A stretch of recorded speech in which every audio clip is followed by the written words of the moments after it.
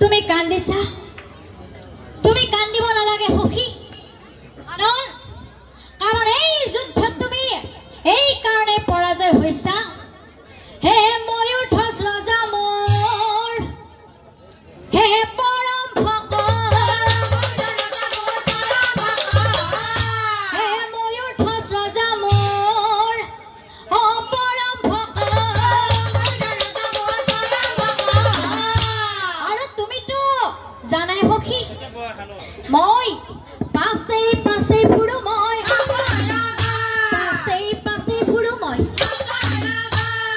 হে ৰাহসা অৰ্জুন, আচলতে তোমাৰ গাত কোনো ভুল নাই। আচল কথাটো কি জানা সখী? এই যে ময়ূৰধ্বজ ৰজাৰ পুত্ৰৰ লগত তুমি যুদ্ধ কৰিছা, আচলতে এই ময়ূৰধ্বজ ৰজা মোৰ পৰম ভকত। এই ময়ূৰধ্বজ ৰজা মোৰ পৰম ভকত। আৰু সখী, সেইকাৰণেই তুমি এই যুদ্ধত হৈছা পৰাজয়। সেইকাৰণেই তুমি এই যুদ্ধত হৈছা পৰাজয়।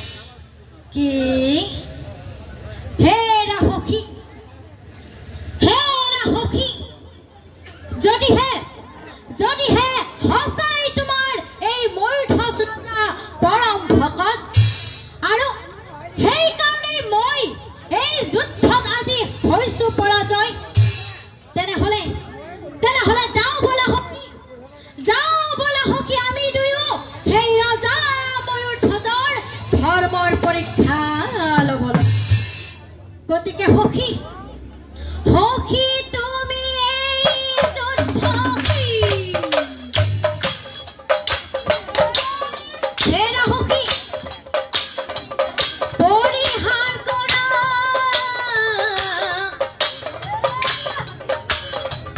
আৰু সখী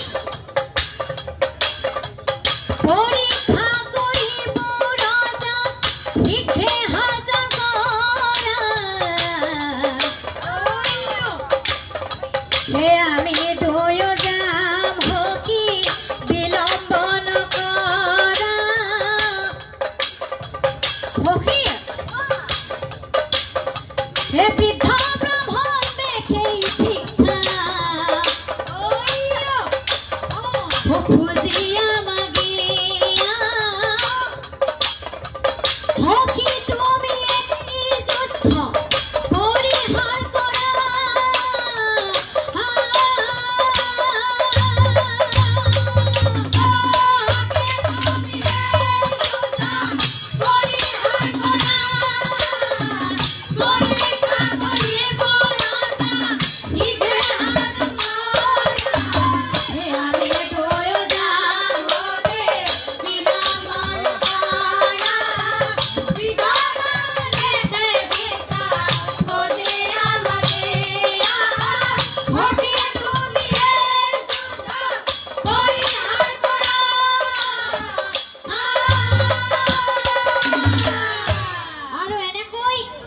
হয় অনন্তৰে গৈ পাছে সিংহদ্বাৰ। হেৰা সখী, আচল সময়টো ইয়াতে আহি পাইছে। গতিকে আমি ব্ৰাহ্মণ বেশ ধৰাই ভাল। আহি থাকা সখী, আহি থাকা। ব্ৰাহ্মণ বেশে দুয়োজনে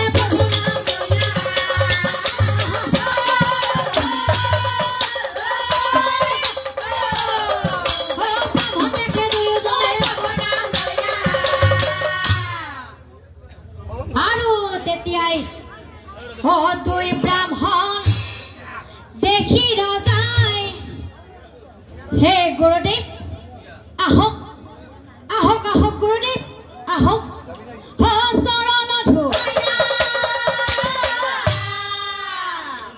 পাইদৰ ঘনি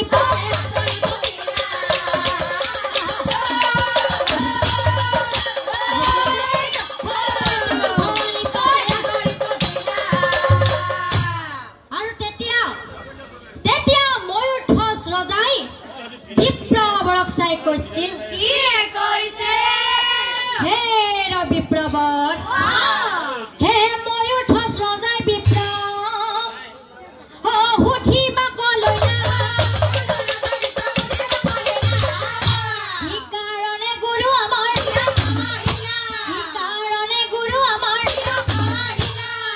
কি হে ৰজা ময়ূৰ ঠচ হে ৰজা ময়ূৰ ঠচ আমি দুয়ো পিতা আৰু পুত্ৰ তোমাৰ গৃহলৈ কিয় আহিছো তুমি জানিব বিচাৰিছা হয় গুৰুদেৱ কি তেনেহলে শুনা ৰজা হে ৰজা শুনা ৰজা ময়ূৰ ধ্বজ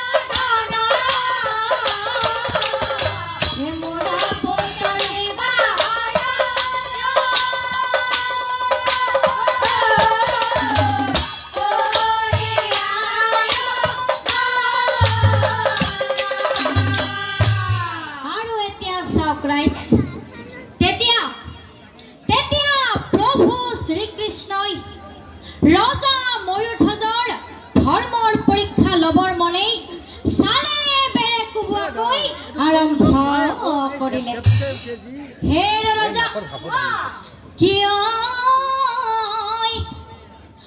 কৃষ্ণ বিপ্ৰৰ কন্যাৰ ভগে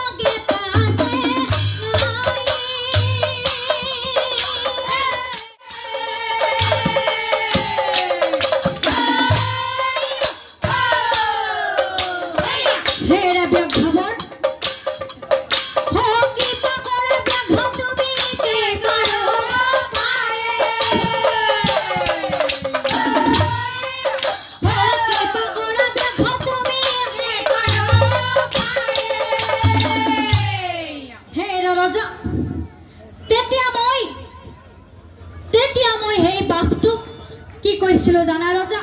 কি কৈছে? হে অন্য মাংস খোজা তুমি, হে আনি দিম মই। হে অন্য মাংস খোজা তুমি, হে আনি দিম মই। আৰু এই কথা সত্য সত্য তিনি সত্য, সত্য সত্য তিনি সত্য। কি হেৰা বিপ্লৱৰ, হেৰা বিপ্লৱৰ, যিহেতু যিহেতু তোমাৰ পুত্ৰক মোৰ খাদ্য হিচাপে দান কৰিবলৈ তুমি অসন্তুষ্ট হৈছা, গতিকে হেৰা বিপ্লৱৰ, গতিকে তুমি এটা কাম কৰিবা। কি কাম জানা? ৰত্নাৱতীপুৰৰ ৰজা, ৰত্নাৱতীপুৰৰ ৰজা ময়ূৰ ধ্বজাৰ মাংস মোক আনি দিয়া। আৰু আৰু তোমাৰ পুত্ৰক নাখাওঁ মই, তোমাৰ পুত্ৰক নাখাওঁ মই, খাম ৰজা ময়ূৰ ধ্বজাৰ মাংস উদৰ ফুৰাই। কিন্তু বিপ্লৱৰ এটা কথা মনত ৰাখিবা। কি কথা জানা? হে কৰতেৰে ৰজা কাটি তুমি মোক অংশ দিবা। কৰতেৰে হে ৰজা কাটি অংশ দিবা। আৰু মনত ৰাখিবা, বাও অংশ নাখাওঁ মই, বাও অংশ নাখাওঁ মই। আৰু বিপ্লৱৰ অভিশাপ যদি কৰে ৰজাই, মই সেই মাংস নকৰো গ্ৰহণ। হে বুজিম ময়ো সেই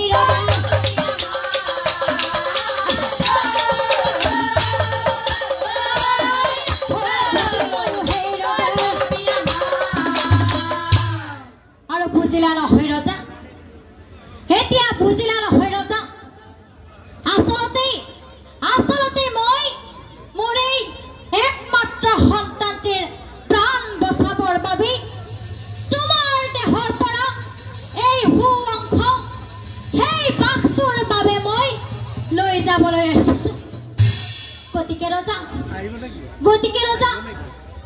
তুমি মোৰ এই পুত্ৰৰ প্ৰাণ ৰক্ষা কৰা, প্ৰাণ ৰক্ষা কৰা। কি কথা শুনি ৰজা পাছে হৰি হৰি প্ৰভু।